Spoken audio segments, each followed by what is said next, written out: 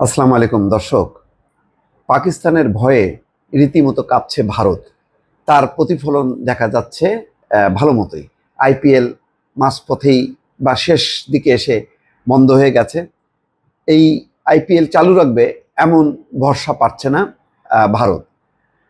এরপর তাদের এখন আস্তে আস্তে বিমানবন্দরগুলো বন্ধ হতে শুরু করেছে। দিল্লির আন্তর্জাতিক বিমানবন্দর কোনো রকমে চালু রেখেছে তারা, এবং বলা হচ্ছে যে সেখানে নিরাপত্তা জোরদার করা হয়েছে। যাত্রীদেরকে বলা হচ্ছে যে তাদের ফ্লাইট উড়বে কিনা, যাতে তারা টেলিফোন করে খোঁজখবর নিয়ে তারপরে আসে। ইতিমধ্যে বলা হচ্ছে যে ২৭টা বিমানবন্দর বন্ধ হয়ে গেছে এবং এটা শনিবার পর্যন্ত আপাতত নিষেধাজ্ঞা আছে। সেই কথা বলেছে। দিল্লি বিমানবন্দর কর্তৃপক্ষ বিবৃতি দিয়ে জানিয়েছেন সেখানে পরিষেবা অর্থাৎ তাদের চলাচল বা সেবা স্বাভাবিক রয়েছে, তবে নিরাপত্তা বৃদ্ধি করা হয়েছে। কিছু বিমানের সূচিতে পরিবর্তিত পরিস্থিতির প্রভাব রয়েছে, অর্থাৎ সেটা একেবারে যে খুব স্বাভাবিক পুরোপুরি সেটা বলা যাবে না। দিল্লি বিমান বন্দরের যাত্রী সেবা বা পরিস্থিতি স্বাভাবিক রয়েছে, বিবৃতিতে এমনটাই জানিয়েছে বিমানবন্দর কর্তৃপক্ষ। তবে সাম্প্রতিক পরিস্থিতির কথা বিবেচনা করে দিল্লি বিমানবন্দরের নিরাপত্তা কয়েক গুণ বাড়িয়ে দেওয়া হয়েছে। চলছে বাড়তি চেকিং। নিরাপত্তারক্ষীদের সঙ্গে সহযোগিতার অনুরোধ করা হয়েছে যাত্রীদের।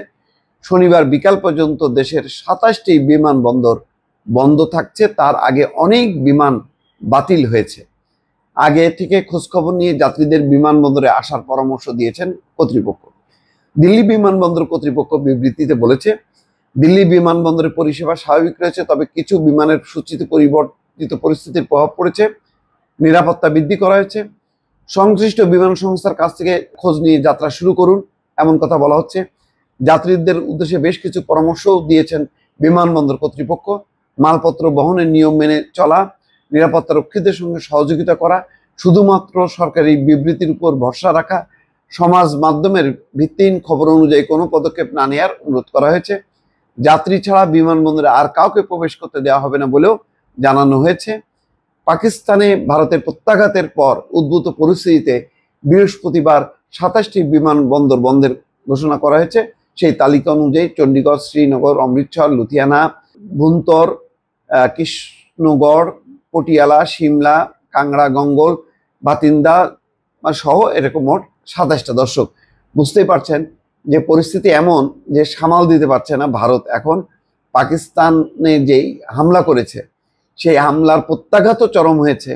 তাদের 5টা যুদ্ধ বিমান ভূপাতিত হয়েছে এবং এখন বলা হচ্ছে যে পাকিস্তান যে চীনের যুদ্ধ বিমান ব্যবহার করেছে এবং আকাশে উড়ে সেগুলো ক্ষেপণাস্ত্র দিয়ে ধ্বংস করেছে, সেগুলো অনেকটা এবং খুবই সফলভাবে কার্যকর হয়েছে।